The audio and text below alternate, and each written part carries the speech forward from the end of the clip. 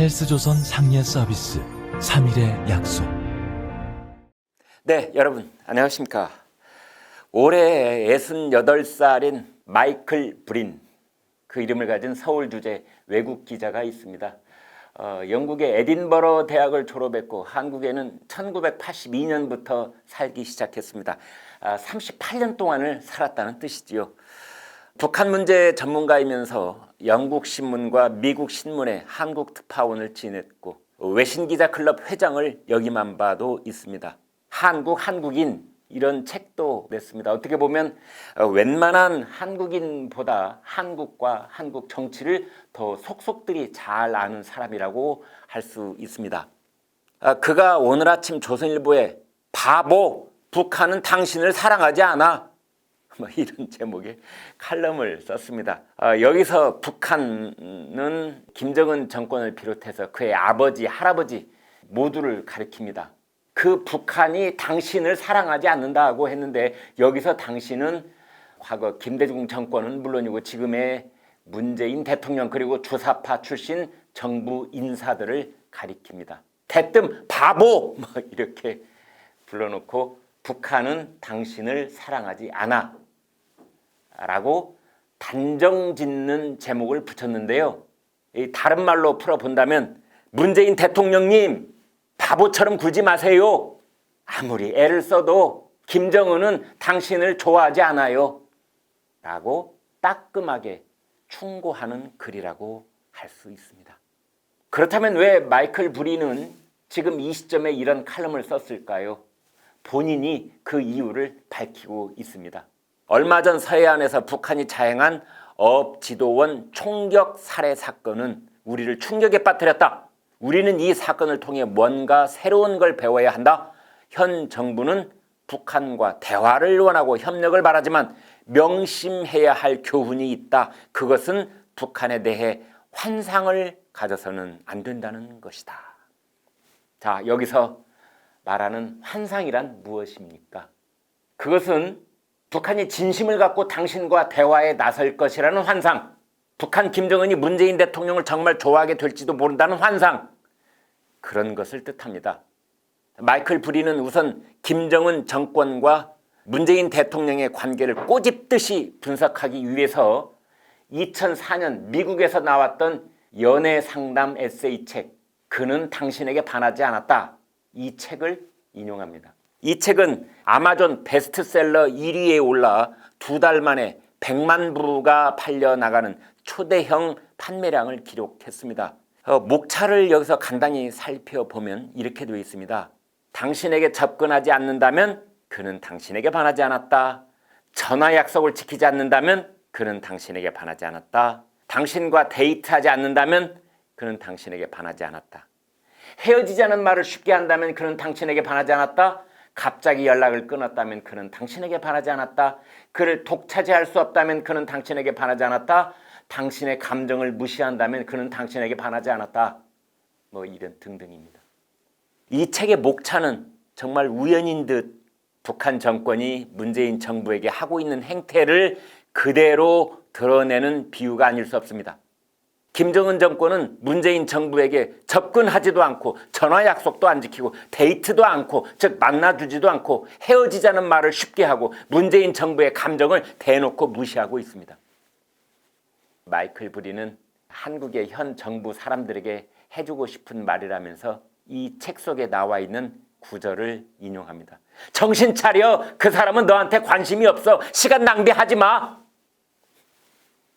마이클 브린은 주사파 출신 정부 인사들이 이념적으로 북한에 빠져 있는 부분도 있겠지만 그보다는 정서적인 뿌리, 그것에서 북한과 사랑에 빠져 있다고 분석하고 있습니다. 이렇게 말했습니다. 장담컨대 북한과 사랑에 빠진 이들은 북한 지도자나 체제를 경외하는 게 아니다. 주사파들도 바보는 아니다. 그들이 북한에 대해 느끼는 애정은 이를 통해 자신들이 해묵은 남북 문제를 해결하고 통일에 기여한다고 믿고 있는 데서 나온다. 스스로를 분단시대 영웅처럼 상상한다는 얘기다. 그런 몽상이 지난 20년간 끊임없이 북한과 대화를 시도해온 원동력이었다. 네. 쉽게 말해서 철없는 자기 환상이라고 할까요? 자기 애착, 철진한 나르시시즘 때문에 자꾸 북한에게 애정을 구걸하고 있다는 정도로 이해하면 될 것 같습니다. 그런 결과로 2000년 김대중 대통령이 남북 정상회담을 위해 평양으로 가고 술잔을 기울이면서 김정일 위원장을 초청했지만 그는 서울에 오지 않았다는 것입니다. 문재인 대통령이 아들 지도자 김정은과 함께 소나무를 심었지만 두 사람이 언제 다시 만날 수 있을지 아무런 기약도 없다는 것입니다. 칼럼은 이렇게 말합니다. 김일성은 박정희와 통일을 원하지 않았고 김정일은 김대중과 통일하고 싶어하지 않았다. 김정은도 마찬가지다. 대통령이 누구인지는 중요하지 않다. 왜 그럴까요? 이유는 명백합니다. 주사파들만 모르는 척하고 있을 뿐 보통 상식을 가진 한국 국민들은 다 알고 있는 사실입니다. 마이클 브린의 목소리를 빌리면 이렇습니다. 김씨 일가와 북한 집권층은 자유를 부정하고 발전을 막으면서 1960년대 군사기지처럼 북한을 다스리고 싶어한다. 그 수단으로 남한으로부터 유업을 계속 활용한다. 긴장이 풀어지면 주민들이 분개할 수 있다고 본다. 그래서 북한의 진정한 변화는 정권 교체 말고는 기대하기 어렵다. 네, 이런 분석을 문재인 대통령은 단 한 번도 들어본 적이 없다는 말일까요? 아니면 일부러 귀를 막고 모르는 척하고 있는 것일까요? 마이클 브린은 거의 결론처럼 이런 분석까지 내놓습니다. 즉, 북한은 남한을 믿지 않는다면서 그 이유는 한국 정치가 보여준 악랄함 때문이라는 것입니다. 이것은 또 무슨 뜻일까요? 과거에 한국 정치가 무엇을 보여줬길래, 어떤 악랄한 측면이 있길래 북한은 남한을 믿지 못하는 것일까요?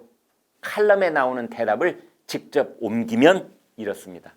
북한은 아마도 문재인 대통령도 퇴임 후 2, 3년 내에 감옥에 간다고 생각하고 있을 것이다. 지금까지 그래왔기 때문이다. 그렇습니다. 다시 말해서 그렇기 때문에 북한 김정은은 문재인 대통령이 어떤 약속을 하든 어떤 미소를 짓든 그것을 믿지 않는다는 것입니다. 여러분은 이런 진단을 어떻게 보십니까? 저는 조금 놀랐습니다.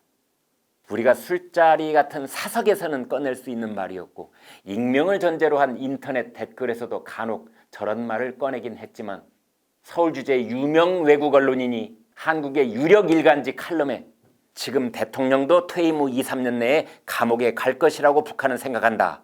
그 말을 과감하게 쓴 것입니다. 마이클 브린은 박근혜 전 대통령, 이명박 전 대통령 얘기도 꺼냈습니다. 이렇게 말했습니다. 분노한 민심을 단두대 삼아 대단치 않은 구실로 전직 대통령들을 감옥에 보낸 게 한국 정치사다. 네, 한국 언론인들이 차마 공개적으로 하지 못하는 말을 외국 언론인이 하고 있습니다. 근본적으로 본다면 현직 대통령에게 무슨 악담을 하려는 것은 결코 아닐 것입니다. 해수부 공무원 총격 피살 사건을 계기로 문재인 정권에게 제발 북한에 대한 환상에서 벗어나라고 간곡하게 당부하고 있는 것입니다.